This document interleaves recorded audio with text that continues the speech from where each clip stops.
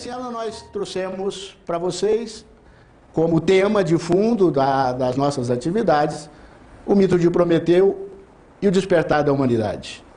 É um mito muito rico, ele traz todo um conjunto de elementos muito importantes para a reflexão sobre a época atual. Então, essa vai ser a palestra de hoje, que eu vou estar apresentando, e que, ao falar do mito, eu vou ter que estar falando de 3 personagens que são muito interligadas ao mito.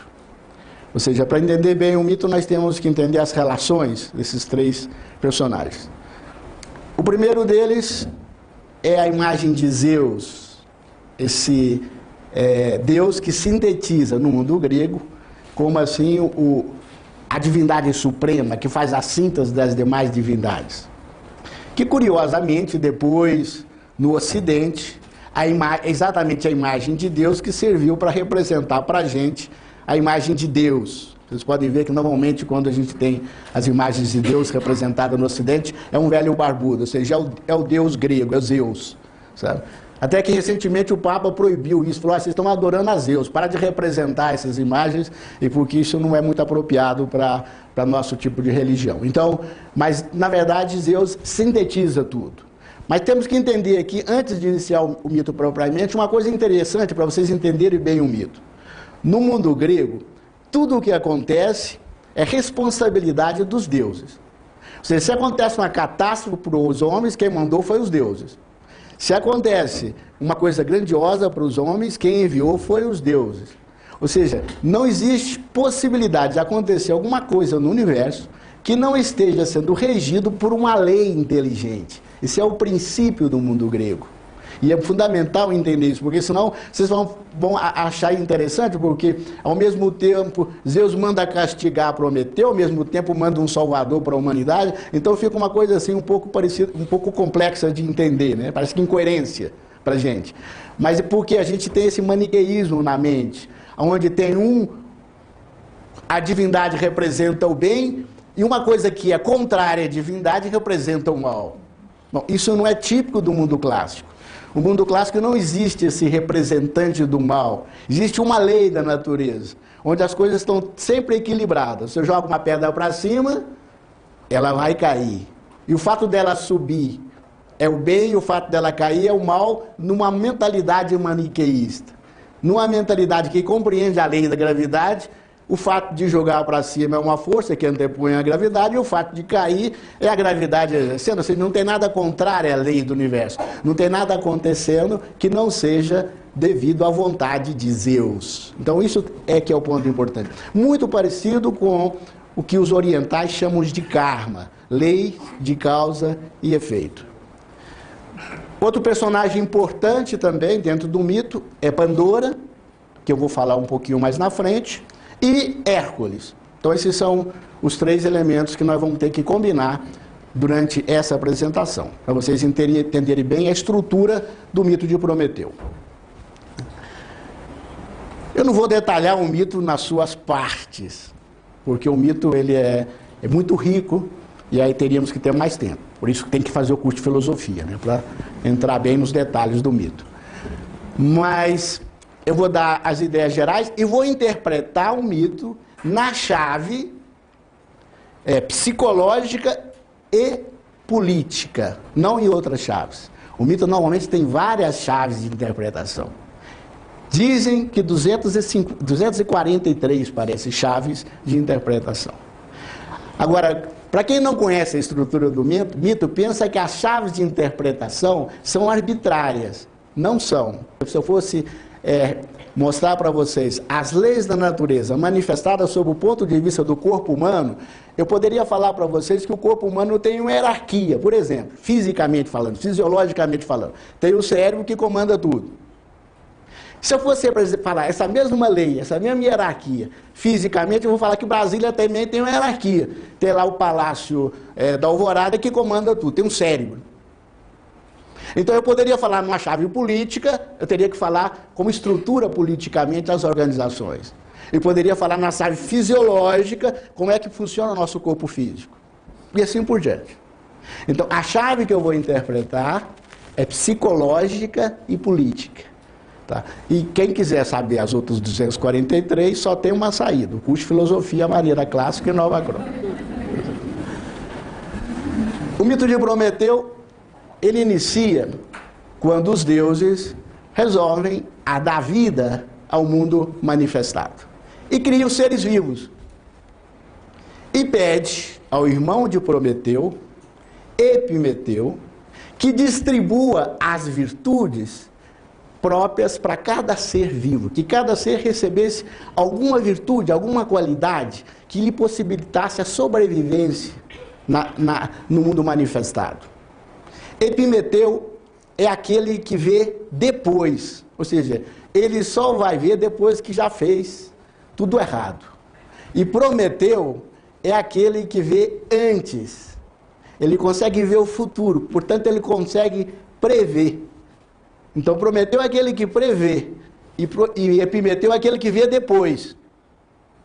Então Epimeteu, ao distribuir todas as virtudes para os seres humanos, para os seres vivos, desculpa, ele foi imprudente, esqueceu do ser humano. Então, deu asas para alguns e assim, das vezes que eles eram atacados, ele voava. Para os outros deu uma garra, dentes. Desculpa, deu presas, dentes. De tal maneira que se tornaram fortes na defesa porque tinha grandes dentes. A outros deu grandes unhas, garras, então eles se tornavam fortes na defesa. A outros muita força, como o elefante. A outras patas duras que pudessem dar coisa. A todos tinha. E o homem não deu nada. Agora você imagina a gente no meio desse pessoal. Sem dente, sem unha, nu. Sem velocidade, porque diz que a uns deu velocidade. A outros deu a capacidade de camuflar. A gente não camufla, a pele não muda de cor. Só quando a gente toma sol, né? A outros fez tão pequeno que podia esconder. E ao homem não deu nada. Ou seja, estávamos fritos. Essa é a realidade. Então diz que Prometeu, prevendo, esse não vai ter jeito, a humanidade não vai ter jeito. Prometeu se apieda então da humanidade. E fala: que eu faço agora para os homens? E aí resolve roubar o fogo sagrado dos deuses e dar aos homens. O que significa o fogo sagrado? A capacidade de pensar. O fogo significa a mente, a capacidade de articular pensamento. Ou seja, Prometeu fez com que os homens ficassem parecidos com os deuses e ficassem parecidos com ele mesmo, porque pensando o homem pode prever o futuro. Então, aí ele quase que iguala os homens com os deuses. Só que, como ele faz isso, rouba o fogo sagrado dos deuses, faz uma coisa que não estava autorizado pelos deuses, ele recebe um castigo. Fica acorrentado no monte, que eles chamam de Monte Cáucaso, e fica acorrentado onde de dia uma águia come o fígado dele. E de noite o fígado volta a crescer. Uma curiosidade à parte, todo mundo aí que é médico, não faz parte do mito, é só uma curiosidade à parte. Será que os gregos sabiam que o fígado tem essa capacidade de regeneração? A gente tem a impressão que o mundo antigo não sabia nada de medicina, né? Mas, curiosamente, por que ele sabia que o fígado voltava a crescer? É uma curiosidade à parte. Mas o que significa isso, comer o fígado? Significa o seguinte: de dia, quem domina a gente é as paixões. A gente consome todas as paixões. Por exemplo, a gente come à vontade, não é isso? Aí na hora que a gente vai dormir, a gente fala assim: não estou sem fome, né? Aí quando a gente acorda, o que acontece novamente? A fome. Então as paixões regeneram à noite. Nós consumimos elas de dia e de noite elas voltam a regenerar. Sempre vamos estar com o quê? Com desejo, nunca satisfeitos. Quem já estudou, por exemplo, o budismo, quando o Buda foi descobrir quais eram os grandes males do mundo, ele falou: é o desejo. O homem deseja e, na verdade, ele não tem prazer, ele tem um alívio. Vocês já viram, se a gente ficasse acorrentado por algum tempo, quando cortasse as correntes nossas, o que ia acontecer com a gente? A gente ficava... Então, não é que nós somos felizes, é porque nós perdemos as correntes. Então, a felicidade nossa só depende da dor. Ela é um alívio da dor. Então, a gente está com a fome, fica assim, angustiado, e aí alivia. Está com saudade da pessoa amada, encontra ela, alivia. Então, é só dor, alegria, dor, alegria. Ou seja, as paixões são canalizadas de dia e de noite elas voltam tudo novamente e a gente volta novamente. Fica eternamente acorrentado pelas paixões. Então Prometeu foi condenado a ter que sofrer agora esses males. Mas não foi só isso a condenação de Prometeu. Zeus não fez só isso. Não era tão bonzinho assim. Parece que já duro demais, né? Mas ele não foi tão bonzinho assim. Ele mandou também Pandora. Ele mandou Hefestos, que era um ferreiro, um deus também, que deu as ferramentas aos homens, a construir uma dama perfeita, com as maiores virtudes e com as maiores belezas. E doou a Epimeteu, Pandora. Só que Prometeu já tinha falado para Epimeteu: não aceita nenhum presente dos deuses que é fria. Eles vão mandar castigos, porque eu roubei o fogo deles. E Epimeteu, mais uma vez, não pôde prever e deixou que viesse Pandora. E a Pandora, ela traz consigo uma caixa, onde estavam todos os males que a humanidade poderia imaginar. E ela abre essa caixa. E os males saem todos e se espalham. E a Pandora então fecha a caixa e só deixou preso dentro da caixa uma coisa: a esperança. O resto saiu tudo. Aí sim podemos entender melhor por que Prometeu foi tão castigado. Vocês imaginam o homem dominado pelos instintos, pelos desejos, pelas paixões. Para vocês entenderem, imagina um animal bem feroz. Eu gosto que as pessoas imaginem, por exemplo, um leão, dominado pelas paixões, pelo instinto de pegar o outro, de querer tudo para ele. Ou seja, a vida do leão é assim, a lei da competição, do mais forte. Aqui eu sou o mais forte, então o reino é meu, não é isso? Imagina você correndo de um leão. O que você faria se estivesse correndo de um leão? Eu subiria numa árvore, porque leão não sobe em árvore. Aí um cara, engraçadinho como o Prometeu, vai lá e coloca capacidade de pensar no leão. Sendo que ele está dominado por quem? Pelos instintos. O que ele vai fazer quando subir em cima da árvore? Já que ele pensa, vai pegar uma escada. Então eu estou frito. Foi isso que Prometeu fez. Pegou os homens que estavam dominados pelas paixões, pelos instintos, e colocou a capacidade de pensar neles. Aí os homens se tornaram competitivos. Começaram a competir uns com os outros e provocaram uma injustiça tremenda. Alguns homens eram superiores a outros, em termos de capacidade de pensar, em termos de poderes, de riquezas herdadas. Começaram a dominar os demais. E começou a existir muita miséria, muita fome. Por quê? Porque o homem, ao invés de colaborar, agora ele só competia. Começou a prevalecer o egoísmo entre os seres humanos, a inveja, o ciúme, a vaidade. E o ser humano estava sofrendo demais. Esse era o grande problema. Então Zeus condenou a Prometeu, já que ele achava que a mente era tão bom assim, então agora você vai ter que viver entre os seres humanos e sofrer o que eles estão sofrendo.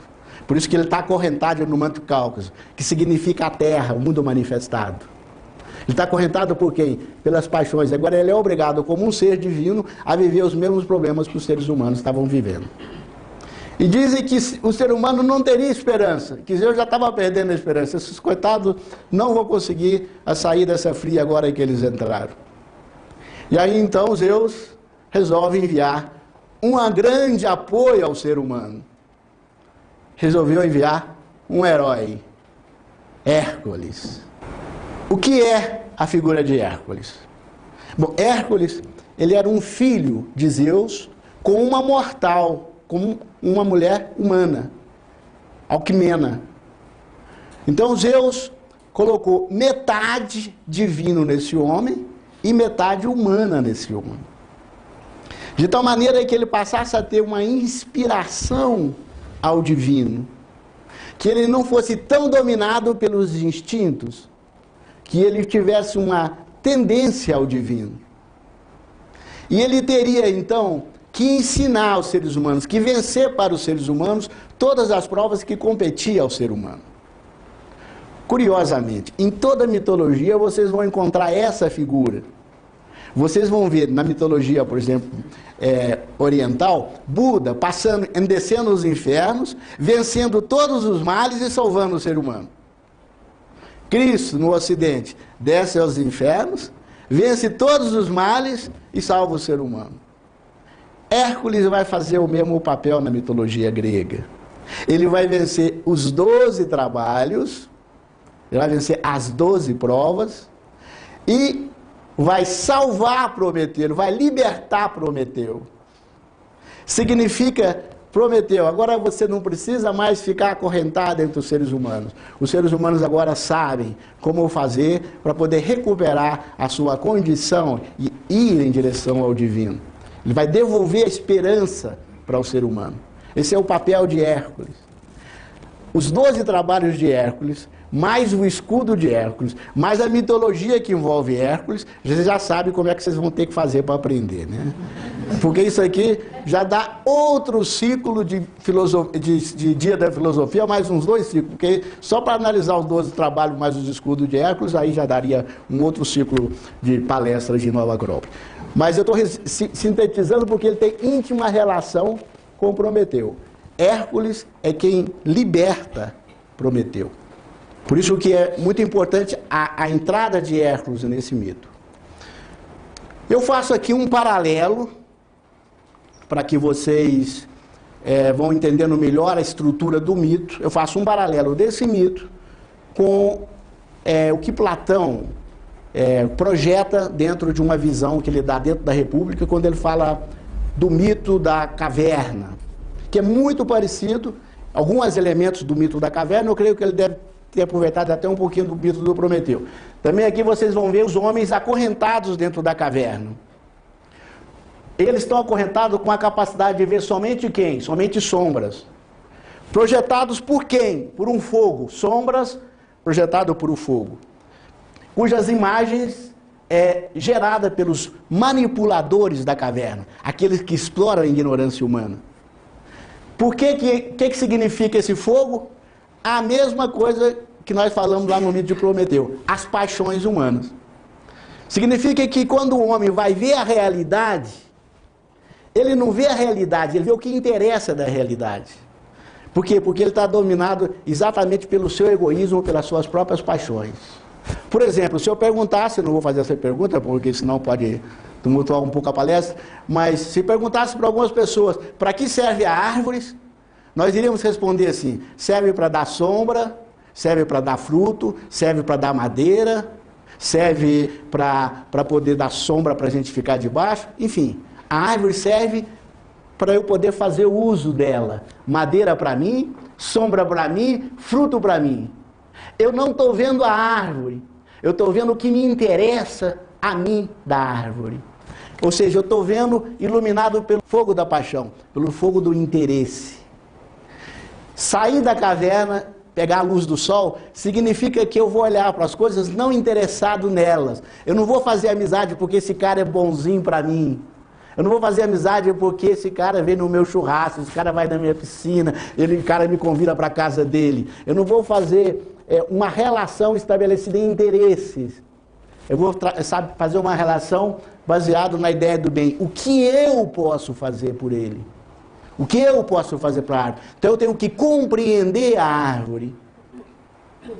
A célula, imagina uma célula do nosso corpo que tivesse a seguinte propriedade, ela entra no organismo e fala para o organismo assim, vou ver o que eu posso tirar dele.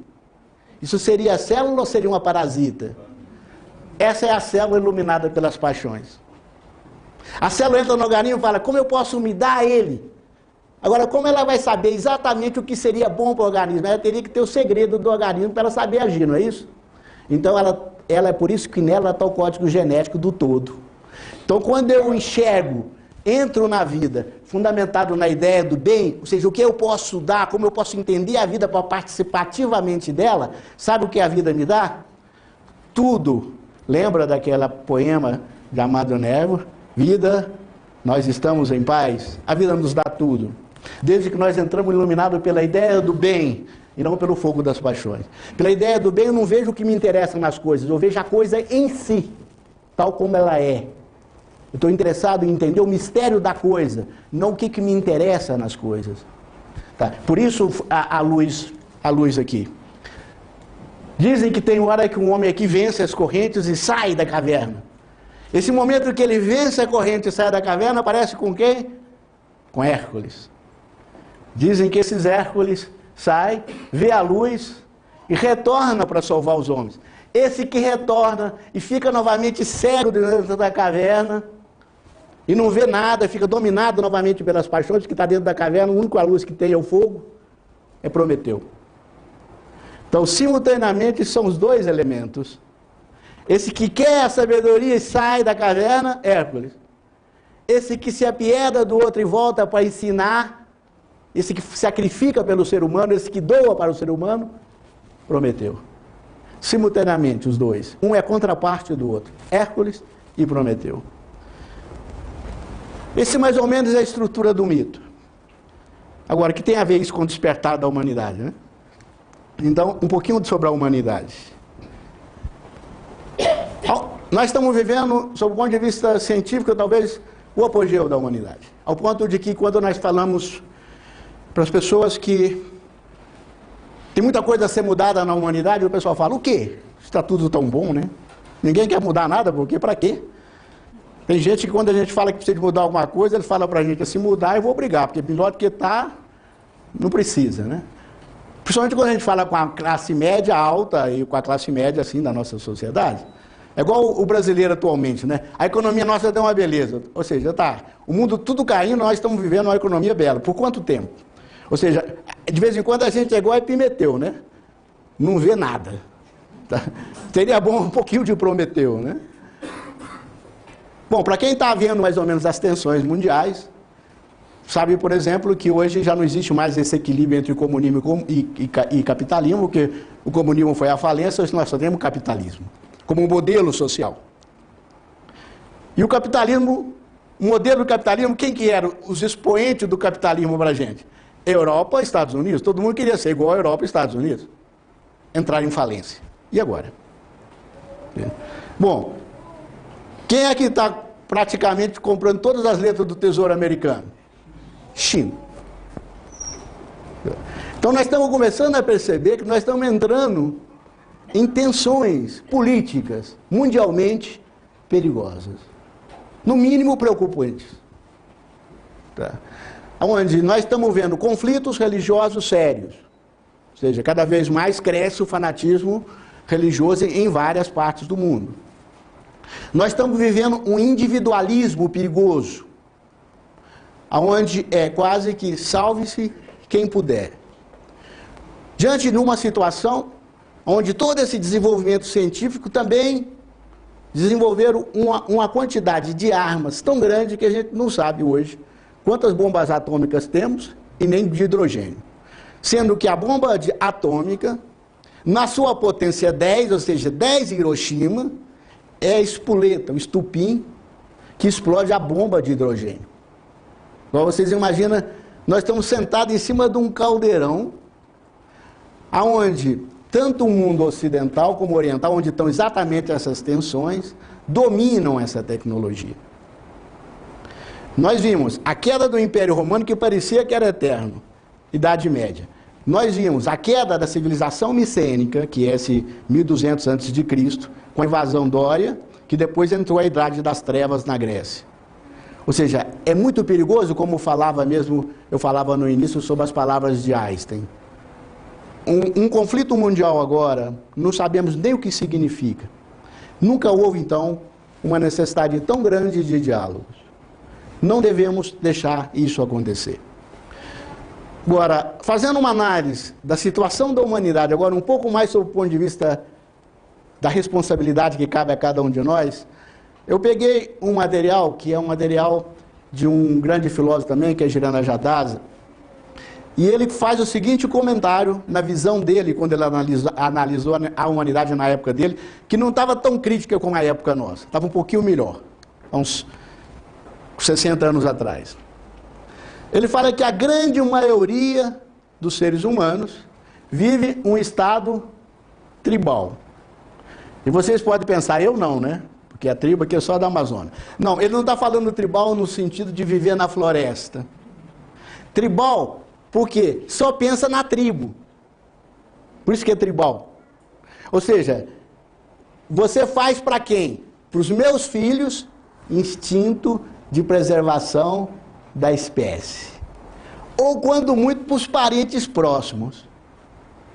Ou seja, ou eu faço para mim, ou eu faço para os meus filhos, para o parente próximo. Mais do que isso, esse é problema do governo, não é meu.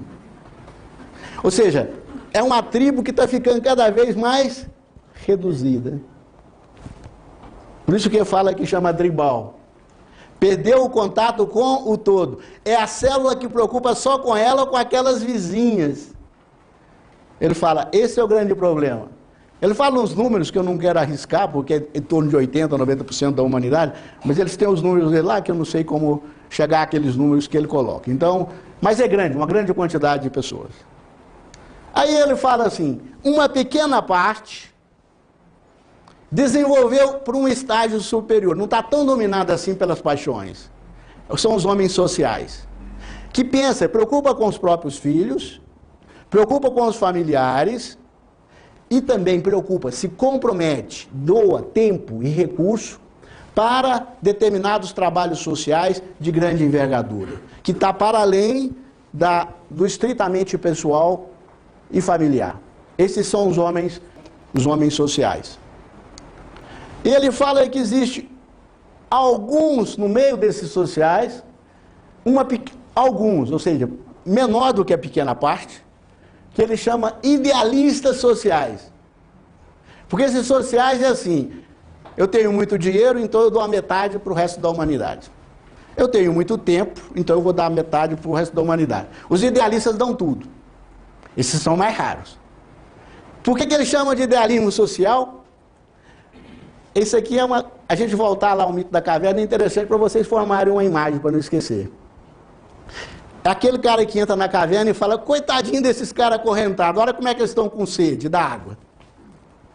Coitadinho dos caras acorrentados, olha como é que eles estão sem saúde, trata ele. Fica acorrentado, sem sede, sem fome e sem necessidade nenhuma. Mas igual acorrentado. Eles não veem que o verdadeiro mal está onde? Nas correntes. Por quê? Porque estão dentro da caverna igual. Por isso que ele chama de idealismo social. É capaz de grandes sacrifícios, mas fazem um mal inconsciente à humanidade. Blavatsky fala o seguinte, que se a gente não humanizar o homem, não fazer com que a mente dele se volta para o divino e não para o concreto, se a gente não humanizar o humano, não mudar os valores humanos, os valores é aquilo que me move. Vocês podem ver que aquilo que nos move tem a ver com coisas concretas. Fala para uma pessoa assim, 20 mil dólares, e vai no aeroporto e volta. Vocês acham que quantos vão topar? Ele se move interessado em quem? Nos dólares.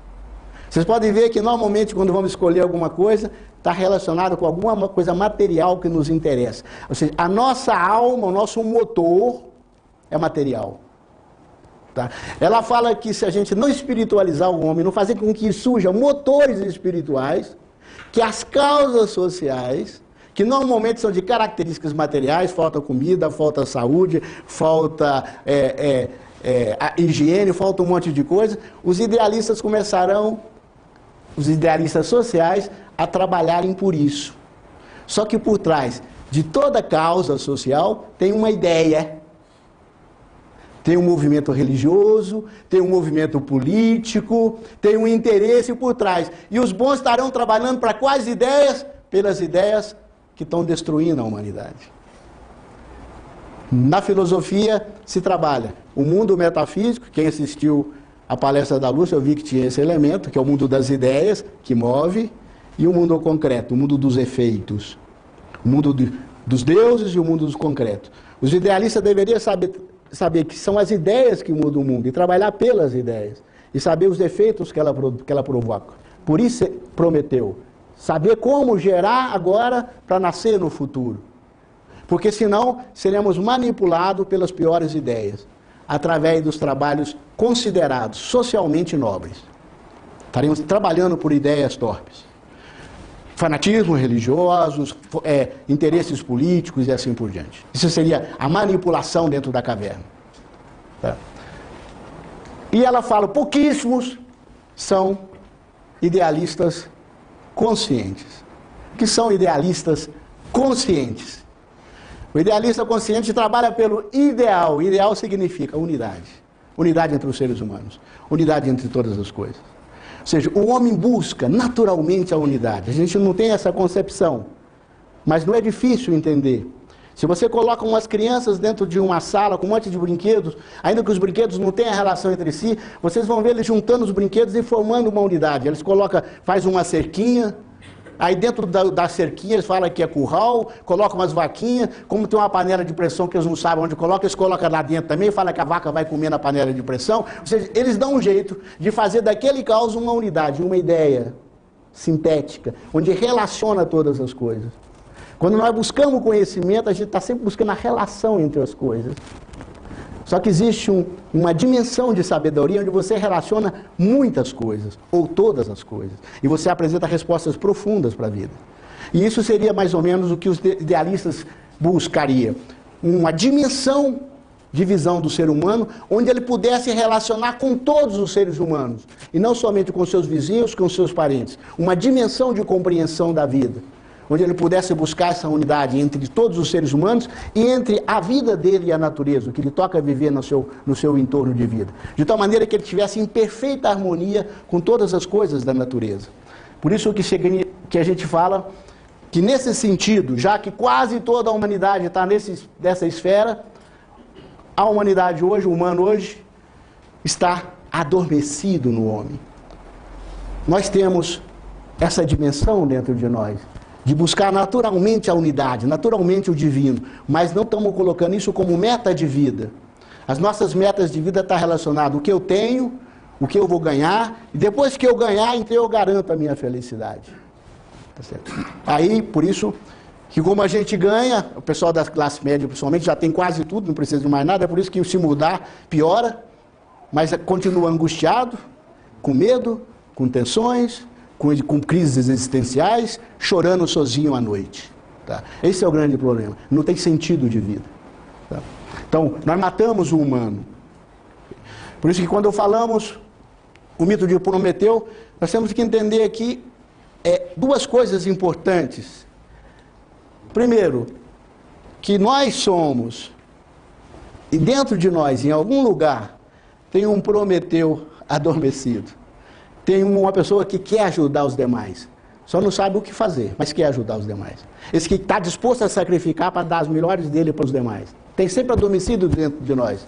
E tem sempre adormecido dentro de nós um Hércules. Esse que quer sabedoria, que quer conhecer, que quer saber, que quer relacionar todas as coisas. Que quer estar bem consigo mesmo, relacionando a sua mente, a sua psique, o seu corpo. E que quer estar bem com todos os seres humanos, que quer estar bem com a natureza. Ou seja, quer vencer as provas da vida. Vocês já viram na tradição chinesa que fala assim que quando um homem ele busca a sabedoria, busca o conhecimento, o que é que os deuses vão mandar para ele? De vez em quando eu vejo assim uns cartazes assim, escritórios, tudo que é muito bonito. Se você pediu sabedoria, saiba que Deus vai te mandar problemas. Então Hércules pediu a sabedoria. Tanto é que quem que era amiga íntima de Hércules? A deusa da sabedoria, Atena. E quem é que veio testar Hércules? Porque Deus teria que mandar problema para Hércules, não é isso? Então quem que ele manda para poder testar Hércules? Quem que foi a deusa que veio testar para ver se ele tinha capacidade de vencer os problemas e se tornar um sábio? Hera. Daí que ele se é um herói, aquele que é testado pelos problemas da vida, por Hera. Então os problemas da vida não são para a gente obstáculos, não são dificuldades, são oportunidades. Daí essa mentalidade de Hércules. Se a gente quiser fazer da vida, todos os passos da vida, essa oportunidade de chegar à sabedoria, nós convertemos, então, em pequenos Hércules. E à medida que a gente vai encontrando essa sabedoria, no grau que for, vai ajudando o ser humano que está ao nosso lado, vai ajudando ele a usar a mente de forma apropriada, Prometeu. Nós somos simultaneamente Hércules e Prometeu. Os mitos não são coisas de antigamente. Os mitos são atuais. Isso nós chamamos de despertar da humanidade. Despertar por quê? Porque essa condição de vida atual está adormecendo em nós, Hércules, e está adormecendo em nós, Prometeu. Ou seja, o humano em nós, isso que nos leva em contato com o divino, isso que faz com que nós parecemos com os deuses, está dormido. O fogo está apagando. Vocês já viram que o fogo, ele é vertical e tende para cima, para o céu? Quando o fogo apaga, a nossa vida não tende para cima, sabe para onde tende? Para os lados. Aonde eu vou? O que eu vou fazer? O que eu vou fazer amanhã? Um carro, 2 carros, 3 carros. Eu estou tendendo a expandir a vida, não verticalizar a vida. Não emite luz de mim. Eu não sou referencial. É como um tronco caído, vai ser consumido. Existencialismo. Tá? É por isso que em Nova Acrópole nós falamos que os mitos são vivos. Os mitos se vivem. Para a gente, Prometeu e Hércules não são coisas do passado. São coisas do presente, indispensáveis para o momento atual. Porque se não humanizarmos o homem agora, se ele não descobrir qual é o verdadeiro sentido do homem, é provável que nós vamos ter que enfrentar grandes crises. E não sabemos exatamente o que vai acontecer depois de tudo isso.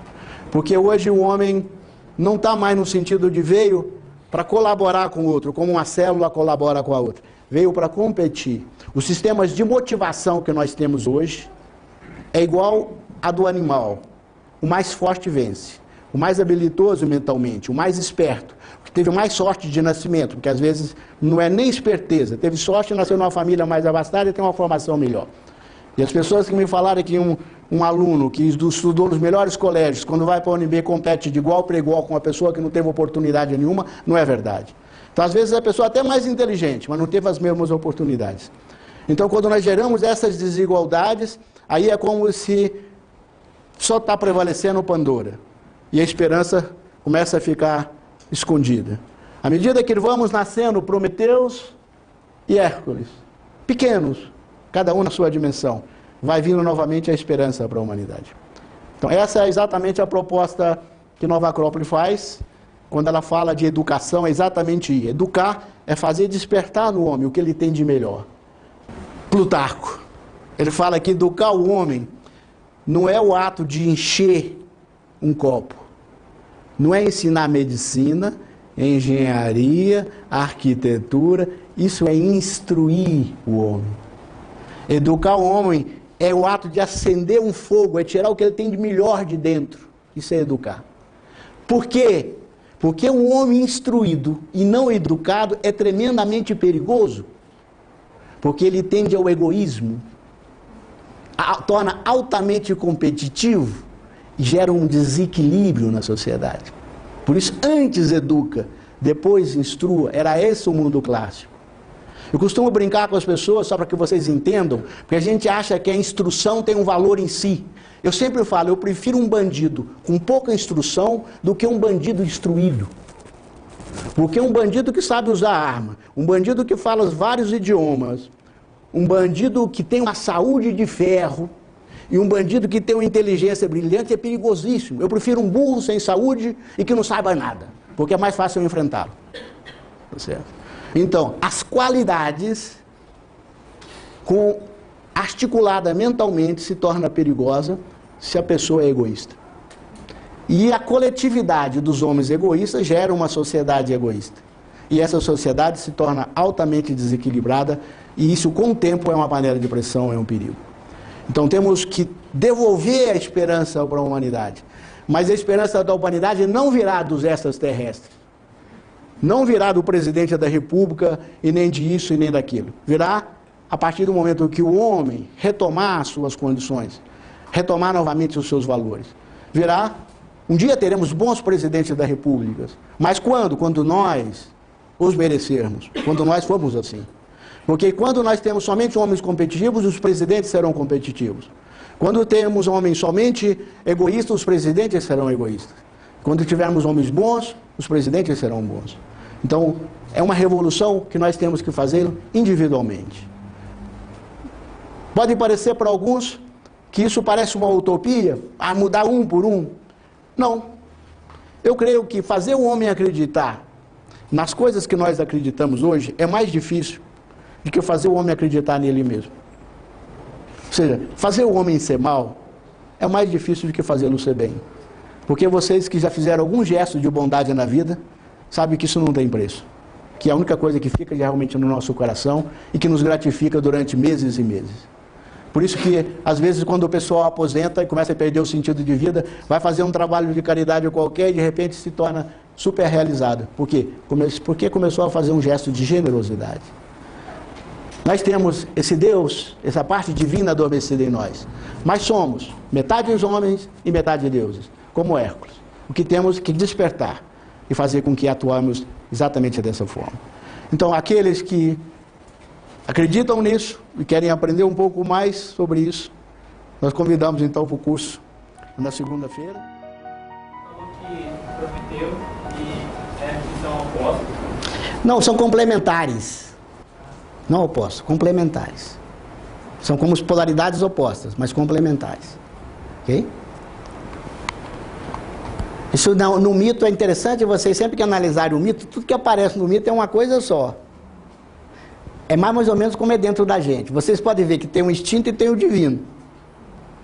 Tudo é uma coisa só. Está tudo dentro de nós. A gente tem que saber integrar. Em perfeita harmonia.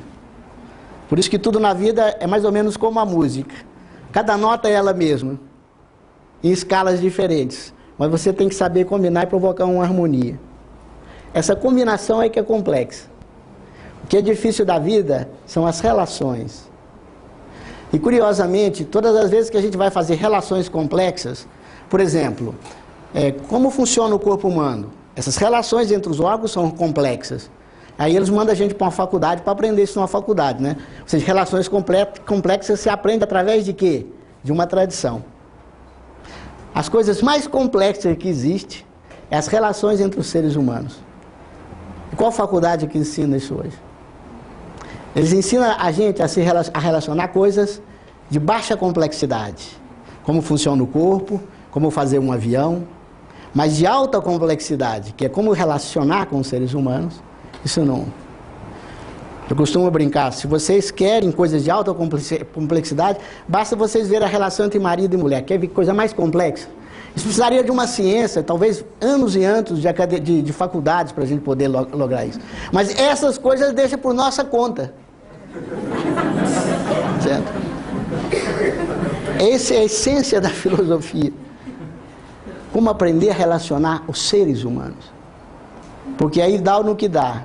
Aprendemos a fazer relações complexas, produzimos bombas atômicas e deixamos os homens, sob o ponto de vista político, num sistema primário hoje em dia. Porque quem é que acredita que tem algum país que está com domínio político da situação? Me fala. Hoje está fácil de ver isso. Tá? Qual modelo copiar? Não temos modelo. Estamos perdendo o fio da meada. Isso pode gerar tensões perigosas. Uma pessoa que sai da caverna e retorna, ela retorna na condição de ficar livre na caverna ou na condição de ficar acorrentado dentro da caverna? Ela fica um acorrentado consciente, podendo sair a hora que ela quiser. O grande problema da caverna é ser acorrentado inconsciente. Esse é o grande problema da caverna. Porque vocês já viram o que fazem com o elefante? Para formar o elefante? Desde pequenininho eles amarram a corda no pé dele e deixam amarrado. E ele vai crescendo. Então ele fica grande, a corda é a mesma. Uma cordinha que se ele fizer assim, ele quebra. Mas ele pensa que a corda que prendeu ele o tempo todo. Ele não tem consciência que ele pode fazer assim. É isso que fizeram com os seres humanos. Fizeram ele ser namorado da matéria. E basta ele olhar para cima, mas ele não tem consciência. Então ele fica como se ele estivesse só olhando assim. Então quando um sábio entra, ele vai ter que sofrer as mesmas coisas que nós estamos sofrendo. Só que ele sabe que ele sai quando ele quiser. Ele tenta ensinar isso pra gente. Se você quiser, pode. É por isso que Hércules devolve a esperança para a humanidade. Você pode. Eu posso, você pode. Por isso que ele tem que ficar dentro. Para mostrar, eu posso, então você pode. Essa é a diferença. Um é inconsciente, o outro é consciente. Chave psicológica é essa que eu falo, que se você combinar Prometeu e Hércules em você, você vai ficar pleno de você mesmo. Dizem que você vai encontrar algo que é divino em você, seu próprio ego, seu próprio ser. Você vai responder o mistério do ser e do existir. Eu sou e eu existo. Uma plenitude psicológica. E vai relacionar tão bem com a tua esposa, com teus amigos, que você vai fazer uma unidade fora de você. Política. União fora, política. União dentro, ética, psicologia. Ok? O senhor falou que o fogo tinha um sentido mental. O homem teria capacidade mental, capacidade de pensamento. E na caverna o fogo representa as paixões. Eu queria ver. Esse é o problema. É como quando você vai analisar o mito da serpente. Se a serpente está no chão, são as paixões. Se ela tem asa, elas são elementos sagrados. Então, curiosamente, são essas forças das paixões que nos projetam depois. Então, mas o fogo tem essas duas chaves. Ele pode ser no sentido terrestre as paixões e no sentido celeste a luz. Então, aí você tem que ver o contexto do mito. Então, por exemplo, se você vê uma serpente se arrastando na mitologia, aí você pode saber que são as paixões.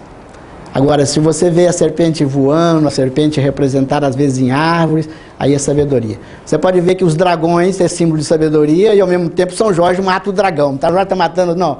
Ali naquele momento ele tem outro significado. Tá? Esse é o problema dos símbolos, você tem que contextuá-lo. Porque é tudo uma coisa só. Tá? Não existe, porque o positivo e o negativo, assim como diferença de potencial entre baterias, você já viu? Tem o positivo e o negativo, mas é tudo polaridade, só que uma tem mais que menos. É como água em cima e água embaixo. Gera uma diferença de potencial, gera capacidade de trabalho, mas é tudo água. Certo? Esse é mais ou menos o que você tem que entender. É por isso que a síntese, quando você faz a síntese, você consegue a relação perfeita. Não existe nada mal e nada bem. Tá? A tendência nossa é matar as diferenças. E aí a gente mata a beleza da vida. Um exemplo para fechar aí, para você entender. Buda fala do caminho do meio. Nós temos água gelada e água quente. O que seria para quase todo mundo o caminho do meio? Eu falo com todo mundo e todo mundo cai. Morna. Tá certo? Não. Se eu mantenho água fria e água quente, quais são as possibilidades de temperatura de água que fica à minha disposição? Qualquer uma, ou fria, ou quente, ou qualquer uma entre as duas, não é isso? Quantas possibilidades eu tenho? Infinita, desde que eu não misture elas. Mas isso vai me obrigar, em cada situação, a escolher qual é a água adequada. Para banho, morna, então eu misturo. Para cozinhar, quente, eu uso a quente. Para beber, fria, eu uso a fria. Mas vai me obrigar a discernir a cada momento. Então cada coisa tem que ser o que é. E eu tenho que saber combiná-la inteligentemente. Mas quando a gente não quer esse esforço da inteligência, não queremos usar a mente inteligentemente, sabe o que a gente faz? Tudo igual, mistura. Então ele tem que ser igual a mim. Por que você não pensa igual a mim? Por que você não é igual assim? Então tudo tem que ser igual para facilitar a nossa falta de inteligência. Então os mitos nos obrigam a ver cada coisa como ela é, no valor que ela tem no momento certo. Saímos de um esquema puramente racional, lógico, e entramos num esquema intuitivo simbólico. É um estágio da filosofia. Você vai do racional e entra no mítico. Sem perder o racional.